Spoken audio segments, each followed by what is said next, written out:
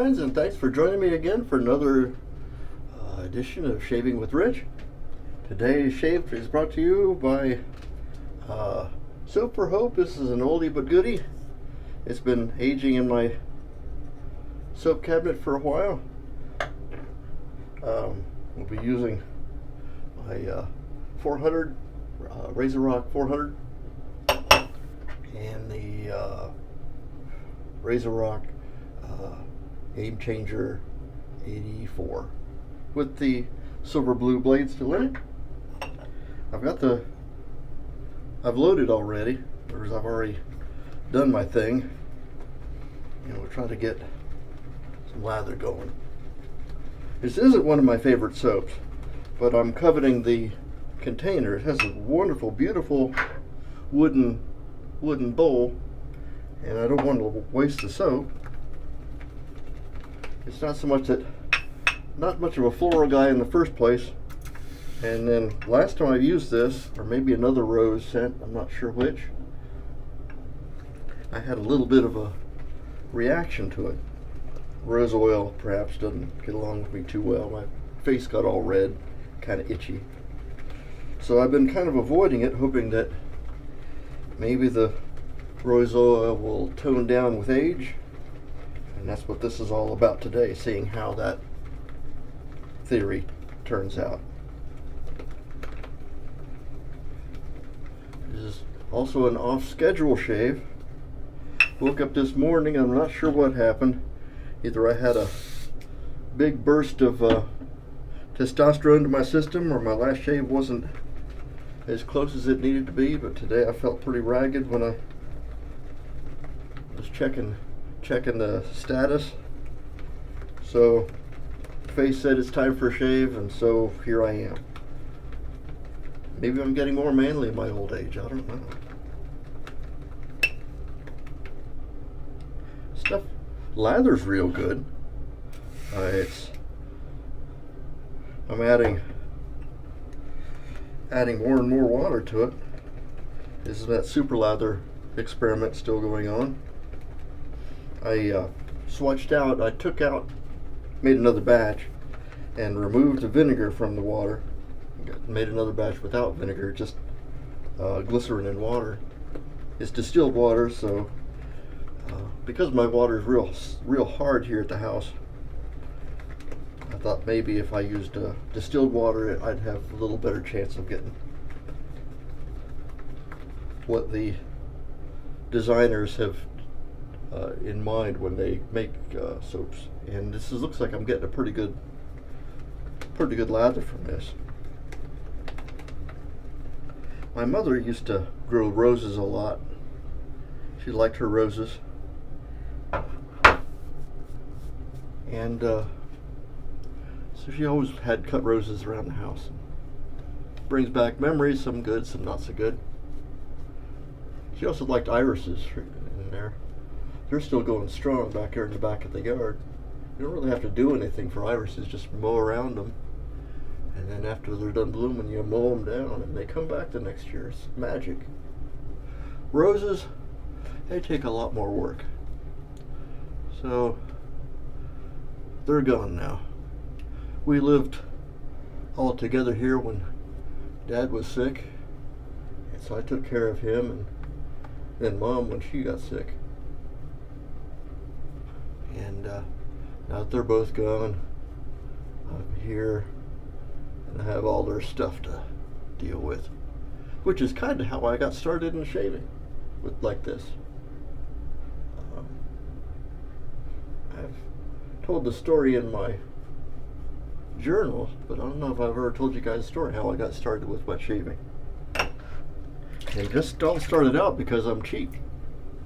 I was in a hurry. This is before I retired, and I was an electric shaver before I started wet shaving. Dad used an electric razor, and as far as I could ever remember, I never remembered him doing anything other than that until he got real sick. He had Parkinson's, and then mother started shaving him with, she used an injector, or she used an injector on him, and it was a type M. I tried to find his before I bought mine as an adjustable injector.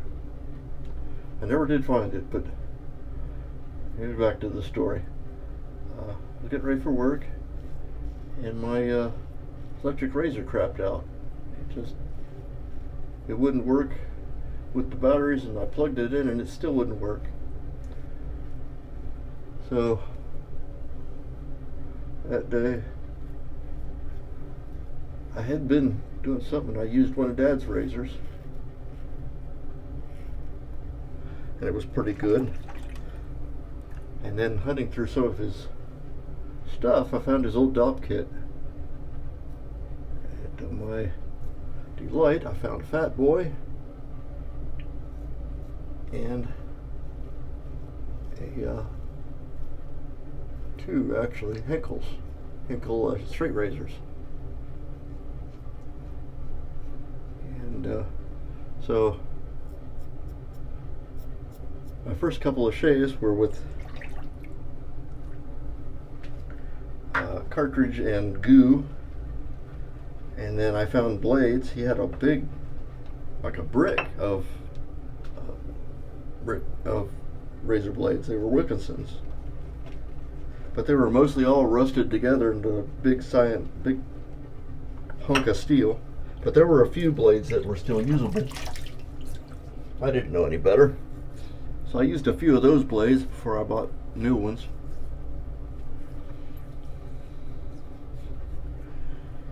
And then I started buying just the dime store blades. I guess they're Personas, the ones you get from Walgreens or CVS. And then I did that for a while, and then I had my electric razor refurbished. There was a battery place here locally that put new batteries in anything, and so they took my razor apart, put new batteries in it. So I kind of did that for a while. Then I retired, looking for hobbies. That razor crapped out again. So that's when I found the other place, Badger and Blade, where we started. Ran into a bunch of great people there, and launched this ship. I was mostly a straight shaver starting out, and I got a goodly number of straights in my collection, which I'm going to have to reactivate in order for them to justify their existence.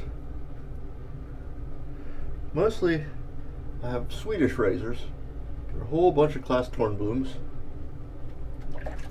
which were my first love aside from Henkel's.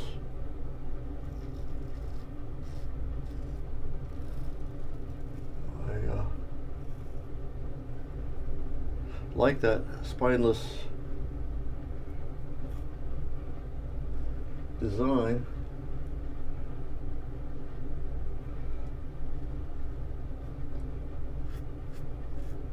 It's not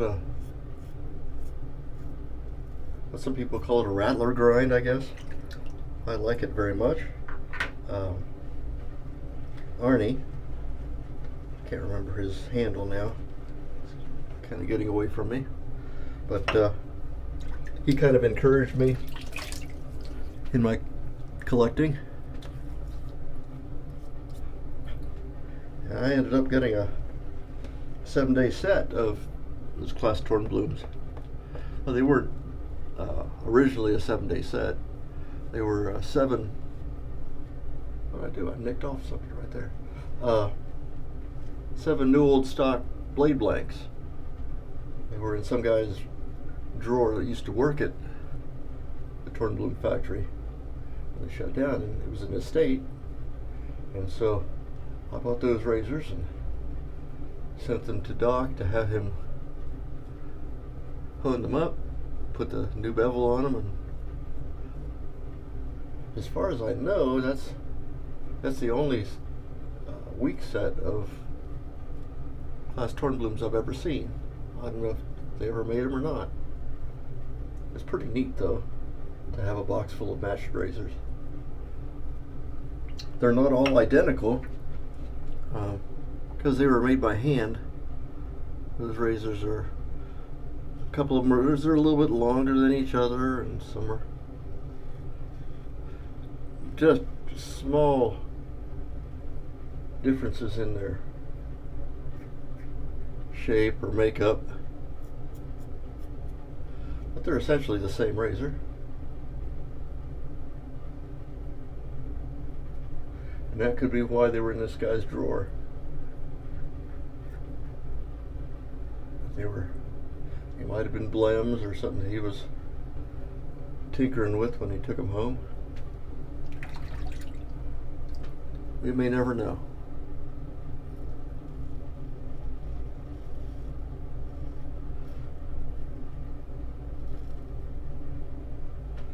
But that pretty much led me here. Made great friends, and fell into a great community of people. Found out wet shavers tend to be people roughly my age, and we all kind of long for the simpler times when steel was steel and men were men and all that stuff. Pirates still roamed the earth, or I don't know. It was a simpler day back when these things were popular, and it's something we all like. We all seem to like D&D. At least we all know about the die. By the way, I'm on number 8 for this blade. I didn't get much feedback at all. Even that little spot where I dinged myself, it doesn't hurt. I'm going to clean up my spot here, and I'll be right back. We're back. We got everything cleaned up. Got a pretty great shave with this soap. It is actually good stuff, and didn't get any irritation this time, so it must have calmed itself down. So this is Soap for Hope. It was the first one that I'd seen in 2015. The second one I bought, and then I piffed it away.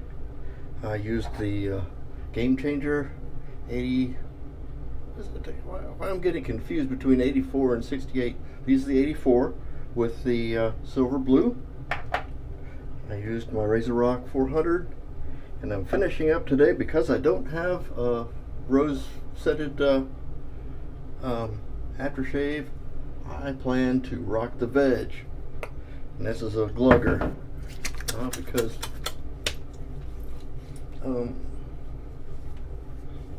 it doesn't bother me. Sometimes it smells like urinal cake, but other times it's wonderful.